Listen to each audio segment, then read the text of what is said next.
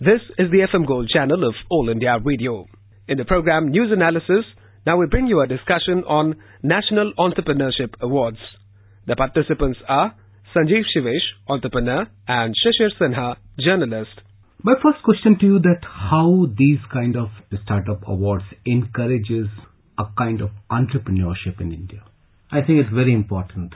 And why it is important? Because if you look at the journey of an entrepreneur, usually it's a very, very hard journey. And in any hard journey, these awards become an important booster in the life and motivation of an entrepreneur. So entrepreneurship is hard. It's like a lot of people say it's like running a marathon. And imagine that you started running and you are at 30th kilometer mark. You have to do 42 and your energies are sapping. And if you find a person in the crowd who is clapping, it sort of encourages you to walk the extra kilometer. So these awards are like that. And if these awards come from someone respected institutions like Government of India, I think these are mega boosters. So my view is that entrepreneurship should be celebrated, it should be awarded, and it has spin-off effect. So people are there to see you and observe you, and it's a making of a hero. Let me ask you a very basic question. What kind of a skill is needed if you want to become an entrepreneur? There are various skills, and we have done a rigorous research on about 1,800 entrepreneurs.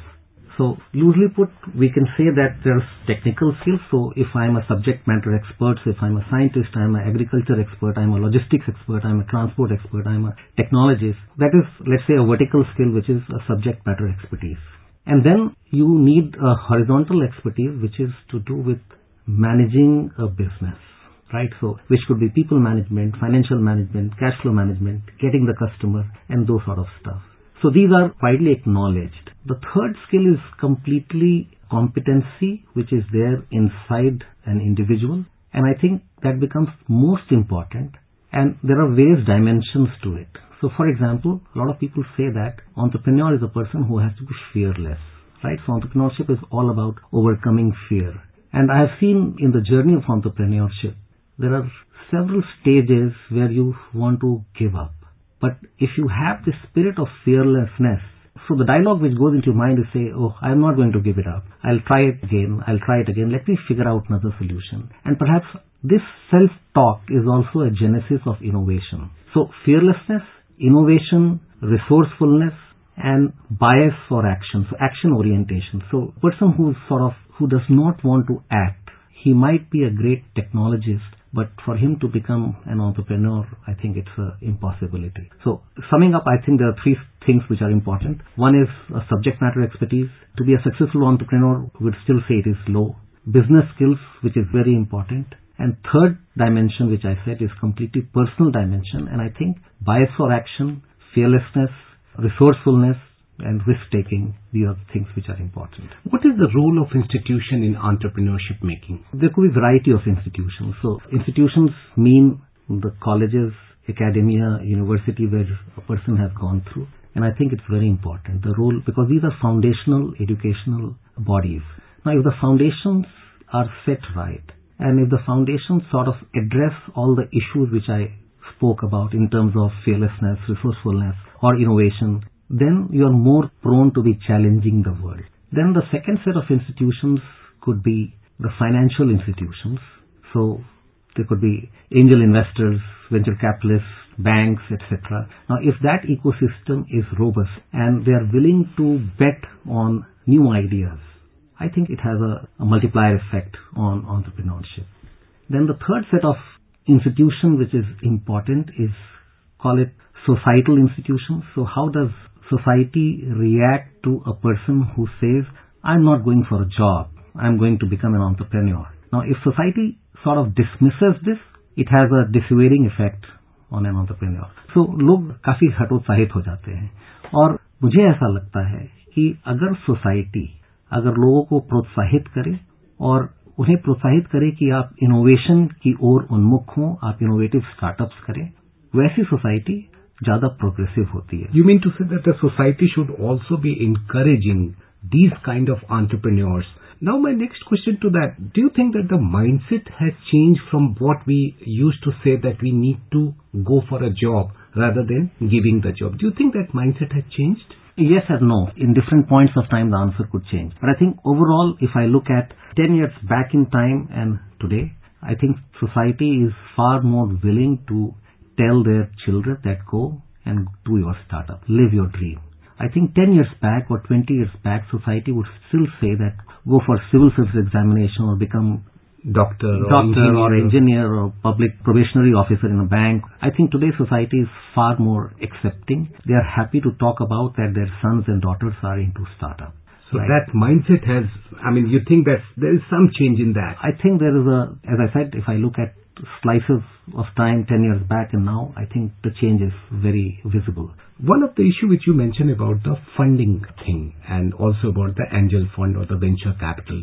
Recently there was some confusion on that. There was some disappointment among the startups on the taxability issues. Some startups received notices. Now the government has set up a committee to go into that, and during the period when the committee will give the recommendation, there will be no action, there will be no coercive action against those startups. Do you think that now there is a clarity in terms of funding from the angel fund or the venture capital? I think people are in wait and watch mode right now. I was expecting sort of a better response from government. So what was the problem? The problem was that if I as a startup has taken angel investment and now I'm moving into my second round of investment and my angel investor is looking for an exit. So there is a valuation increase on which there was this taxation which was levied.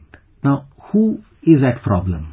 All the tax notices were being sent to the startup institutions, companies. Now there's no problem with tax notices, and I don't think taxation is a small part of problem. The bigger part of the problem was that when you get these notices, then you are also asked to provide who all has put in money into your venture and what is their bank account number, PAN number, etc., etc. I think that was the problem. If these notices were simpler, the problem would not have magnified. So when government is saying that we are not going to take coercive action, government should be more specific and say that none of these things are going to come. We are not going to ask for notices have come. That's fair. You are not supposed to make any payment right now till the time we settle the issue. Right? So if that was a sort of a communication from government, I think it would have been far more effective. Now, coming to the ecosystem, do you think that ecosystem has really developed over a period of 2 years or 3 years for the startup? I think all the right seeds and bearings of development of a good ecosystem have been sown. It would be sort of foolhardy to expect that all seeds have blown into a tree. A tree takes time. A good tree takes time, 20 years to start giving you fruit. So I think we need to be very patient. What the government has done through the Startup India program is to sow right seeds in maybe 4 or 5 verticals. These verticals are defining a startup. What is a startup? Then the second vertical is, can we bring right incubators in place? Then the third is, how can we collaborate with academia, research, technology? Then the fourth seed would be, how do we bring capital? So in the form of venture capital fund. And then I think there are some very important seeds have been sown in the form of Atal Innovation Mission. So what it has done is they have taken the mandate of innovation to schools. And Atal Tinkering Labs or Maker Labs are being set up in schools.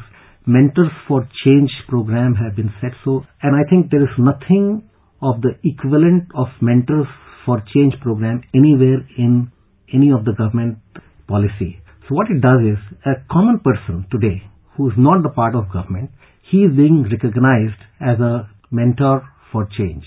Right? So a common person who is expert in, let's say, website technology, and if he's good, if he's reached to the right, if he applied to become a mentor for change, he is being acknowledged as a mentor for change.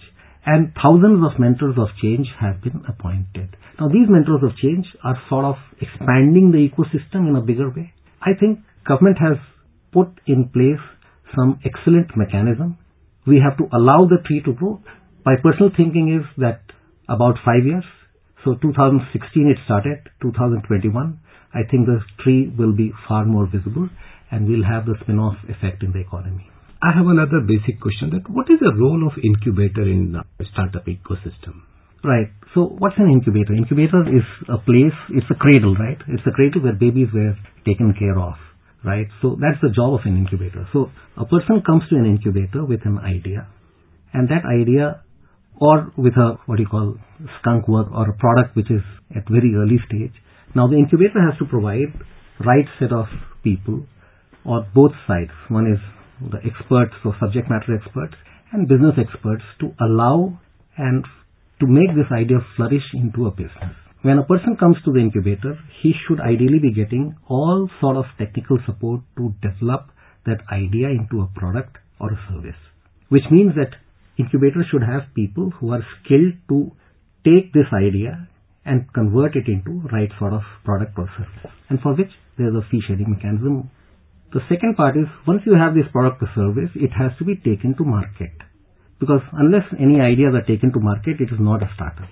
So I think, and then you have the third sort of services which are to do with right type of legal advice, right type of financial advice, taking the venture to investors and those sort of stuff. The fourth side is to help the startup convert or build right teams. Right, so I think if these are the four, in my mind, most important services that incubators should provide or are providing. And if a person who is at very nascent stage, who has not been into the world of business, or it's a lonely battle. So at an incubator, you get your first friends who will take your sort of startup to market. Now coming to another question that is also a very basic question, that most of the time we think that the startups are the technocrats. I mean, they deal in technology. Do you think that the conventional or the traditional entrepreneurship also have some place in startup? Absolutely. So, for example, there are people who thought that selling tea would be a traditional entrepreneurship and not a modern form of entrepreneurship. We love tea. Indians भी चाय पीते हैं हम. लेकिन वो चाय अगर हम ठेले से पीते हैं या कैफे कॉफी डे के स्टॉल में पीते हैं, उससे एंटरप्रेन्योरशिप ठेले में पीते हैं तो उसको लोगों ने कहा कि ये ट्रेडिशनल फॉर्म ऑफ एंटरप्रेन्योरशिप है, इसका ज्यादा स्कोप नहीं है. लेकिन वहां पे बैठा एक आदमी ये सोच रहा था कि अगर मैं चाय अच्छे से पी सकूं, लोगों को चाय के साथ वाईफाई भी दे सकूं और उसके साथ मैं समोसे भी दे सकूं, सैंडविच भी दे सकूं और एक अच्छा माहौल भी दे सकूं, तो उसने एक सेंटर बनाया. पहले एक सेंटर थे, अब 50 सेंटर हो गए. So providing a complete bouquet or a package kind of thing rather than just going for a standalone product. So there is a scope for both. I mean, you can continue with your conventional business and you can add digital or you can add technology to the conventional entrepreneurship, and that entrepreneurship will groom like anything. Another thing is that now we have a scheme called Stand Up India, where women from the SC/ST community, they are given loan by the banks, at least one. So how do you think that the combination of a startup with a stand-up, how these two work? What you described is a very unique situation to India. In my mind, the difference between startup and stand-up India is very, very little, except that it has a community focus or a women focus. Ideally, it's part of the same program. By creating a stand-up India program, what we're saying is people, if she's coming from SC/ST community or she is a woman, then we want to put a special attention to it. Great thought. Ideally, I would have wanted equal amount of fund allocation in both. Reason being, 50% of India is women. I'm very clear about it. So if I want to allocate 10,000 crores to Startup India program, 10,000 crore allocation for Stand Up India program also. Because till the time you bring both the things to parity, you will never have many women entrepreneurs. Thank you. Thanks, Tom. You are listening to a discussion on National Entrepreneurship Awards. The participants were Sanjiv, Shivesh, entrepreneur, and Shishir, Sinha, journalist. This program was produced and presented by the News Services Division of All India Radio. This program is also available on our website, newsonair.nic.in. You may email your opinion about this program at airnsttalks@gmail.com.